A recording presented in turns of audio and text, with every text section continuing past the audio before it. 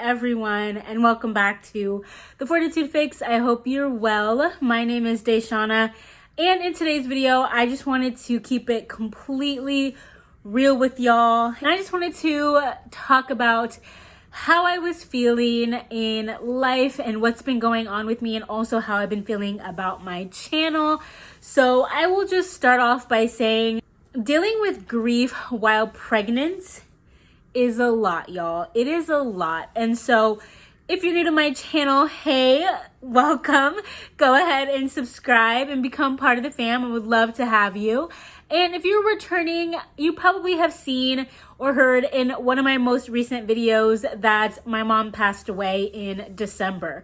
So that has been a lot for me to deal with, not just the grief aspect and what that means to be her only child and like dealing with that, but also the business side of it and like all of the work that has to be done in terms of like estate and planning and closing things and notifying people and sending paperwork and making copies and faxing stuff. Like, it is so much and it is so time consuming. And I have been really thinking about my time and what I've done in such a short amount of time. And so my mom passed away on a Wednesday, and I was back in the office on Monday. Like, I took my bereavement days, which was 3 days, and her funeral was, I think, the following week or something, or the week after. So I knew that I was going to need to take off time for that, as well as we have like the winter break, the holiday break from work. So I knew I had some time coming, but in retrospect, I feel like I should have taken more time. I think I went back to work too soon. But if you think about why I did it, it still makes sense, because I had that winter break that was coming up, that was paid, that I knew was on its way. I am pregnant, so I'm thinking about my maternity leave, and my organization doesn't have like a separate maternity leave. It's like, use your PTO, like all of that is your sick time, your vacay time, your maternity leave time, like it's everything. And I wanted to kind of savor those days. And so I just, in retrospect, I mean, again, always, right, 2020, but like, I just should have taken more time. So I've been dealing with a lot of her estate things and closing out of accounts and notifying everybody. Like, oh my gosh, I just didn't know how much she had going on in life in terms of her business, from insurances to life insurance to, retirement to previous jobs that she's had that had retired. Like, so much is like bubbling up to the surface. And so I've been taking that on, and it's quite a lot. So with that, I've been having just so many thoughts and feelings, and one of which is, to those of you who are around my age, really having conversations with your loved ones, your families, your parents, your grandparents about their estate and getting things in order, as it will just make everything so much easier. And I know it's so hard to talk about and you don't want to think about it, trust me, but if I can tell you anything from my experience, is that those conversations just have to be had. And I think that a lot of times we believe or feel that we have more time. I'll get it done next week or sometime this year. But like, make it a priority. It's really important to talk to those in your life and make sure that there's something concrete that's there. What do we do in an emergency? What do we do, if this happens or if that happens, or who's going to take on this aspect? If you have siblings, come together and figure this out together with your parents. For some of my more seasoned viewers, I know there's a couple of you that watch my video who might have children my age, or you have younger grandchildren and things like that. So just really, like, from that standpoint, take this like seriously and like plan for your family and for your children and decide what you want to happen, because I think one of the hardest things was having to decide and make decisions on behalf of my mom toward the end, because she couldn't do them herself. And literally replaying almost every conversation I've ever had with her in my life, trying to figure out, am I doing the right thing? And oh my God, I'm feeling a little emotional talking about that. But it's so important. And that's just something I want you all to know and take away from this. And my husband and I are estate planning and, building our trust and our wills and everything. And it's so important. So that's something that's been heavy on my heart, and I really wanted to share that with you. Another thing is, I've had 2 dreams so far that have been extremely vivid, where my mom was heavily involved, and I'm like talking to my husband, and I remember every single thing that happened, and I'm explaining it to my husband, and he was like dialoguing with me. He's like, what do you think this means, and how do you feel about it? And essentially one of the dreams, it felt like I kept going in life, or like I keep going in life, and somehow I'm like oh God, I can't. Okay, so let me explain the dream. So my mom was alive in the dream, but everything that had happened in life, real life, happened. And so the dream was literally my life, but my mom came back, and literally she was like questioning, like, where are all my things? And like, what happened to this? And what happened? Like, it was like she kind of went away for a little bit of time and then came back, and everything was different. And I had to explain what happened. And then it was some sort of like metaphor for me feeling like I've handled things, and I'm closing out things, and I'm wrapping things up, and I'm going on with my life. But I feel like I'm doing all of this in spite of what happened. Like, my world just didn't stop like I wanted it to. I have no idea if that's making sense. And so it made me feel bad or guilty, because my mom had questions about certain things, and it made me feel like, did I do things right? Am I doing things right? How does she feel about everything? Like, just weird stuff. So anyway, that was one dream. And then the other dream was literally her funeral services. And I was there. Obviously, I was there in the real funeral, and I sat on the front row. And this dream, it was the whole funeral, and I was in the back. So I saw myself sitting in the front row like I really was in real life.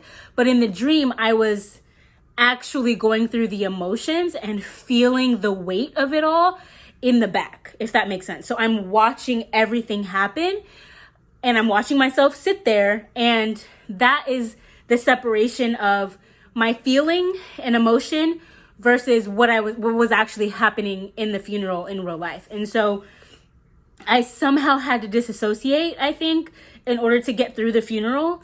But in the dream, I was in it. I was present. I was crying out. And I remember literally the funeral ended in my dream, and everyone just started cleaning up, and everyone just started leaving, and everyone just started like resetting the venue, the church, for another service. Like, it was like, oh, we're done here, next, and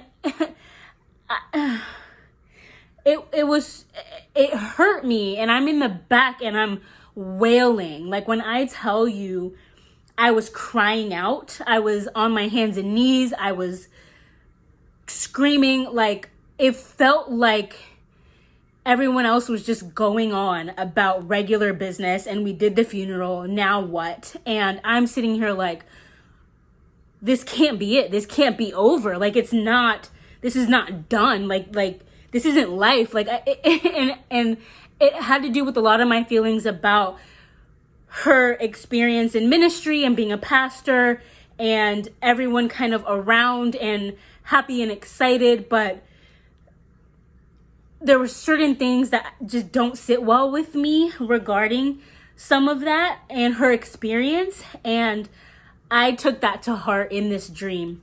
And it just felt like everyone was done, and that it was over, and it was time to get back to regular life. And I couldn't imagine doing that. So it's been a lot for me, as you can imagine.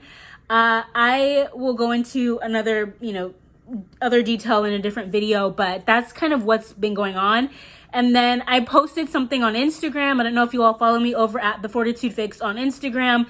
I'll put it right here so you all can see, and I will read it out loud for you. But literally, like, this is how it feels. My brain just is in a bunch of different places, you know.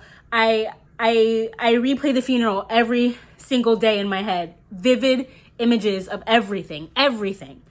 You know, it closing and people being there and people looking at me and just walking down and seeing everybody and wearing a mask and like barely could breathe and holding my daughter and being sad because I'm pregnant and just, you know, everything. And then even from all the moments that she, you know, her health had changed and declined, you know, me going to pick up her prescriptions, me fighting with doctors, me asking questions, me explaining things to her husband, me going to the grocery store, me door dashing all the things that she wanted to get to her house. Like every single thing and every single moment, every single conversation. And I look back at the pictures that she has with Nova, and she won't have those pictures with this baby. And it, like, everything just replays and it doesn't stop. And I still have to mother, I still have to wife, I still have to be an employee, I still have to try to run my business. We'll get there momentarily, but it's just so much. And I talked about in the Instagram post how I can't go to sleep with, like, I can't be in the room by myself with the lights off. And so I will leave the light on until my husband is like done and ready to go to bed, and he'll, you know, turn the light off and we'll go to bed together. But like, I can't have the lights off in a room where I am by myself.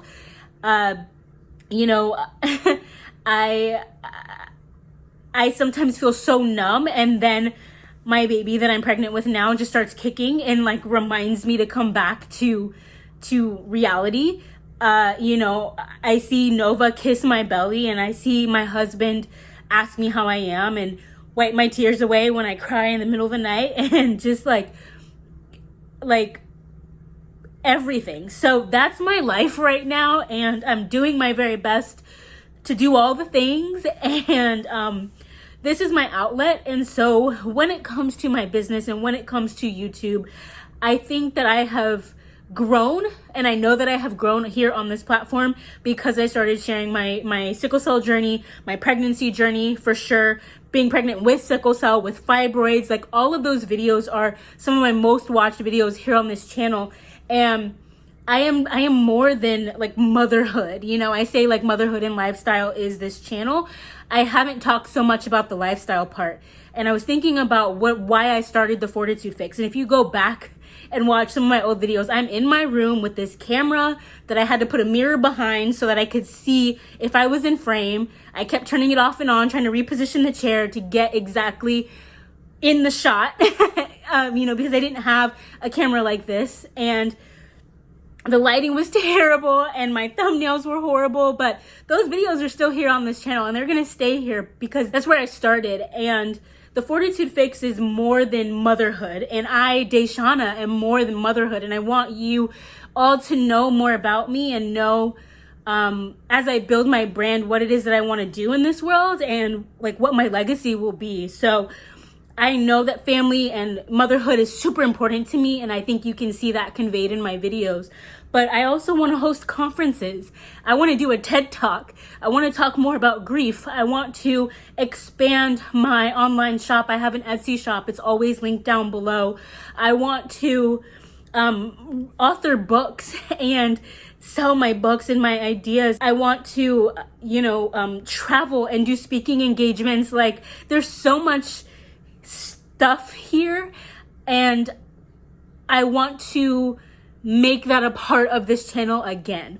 And so you all may see some random grocery haul or some random DIY thing or organization, or you know, just like talking about real stuff, like fears in my marriage, and like, you know, things that I noticed about myself and how I've changed. You know, my work as a sexual health educator and a Christian and a preacher's kid and a preacher's grandkid, really wanting to merge that together. Like, there's so much that I want to give to this world, and I've been thinking a lot about that lately. I want this to be more of me, not just one piece of me, if that makes sense. So that is how I have been feeling in the last couple of days. I did have a video that was gonna go up today that was completely different, but I literally just needed to sit down and film this and put it out. I don't even know if I'm gonna edit it that much. And I've been rambling for, 16 minutes now. And I just wanted to share that. I wanted to share my heart. I wanted to be open and vulnerable. And I'm excited for this year. And I'm so excited for you all being here with me. Please, please, please consider subscribing, because I feel like there's a shift that's going to take place, something that is supernatural, something that is going to be amazing, and I want you all to be a part of it. So go ahead and hit that subscribe button. Thank you all so much for being here. Thank you so much for all of your love. I read every single comment and I respond to every single one. It may take me a minute, but I do, and I just love you all so, so much. So go ahead and leave me a comment down below. Let me know what you thought about this. How have you been feeling lately? Thank you all again so much for listening. I will see you all in a video very soon. And as always, remember to fill your cup. And I'm going to try to do better my own self with doing that. But I'll see you next time. Bye.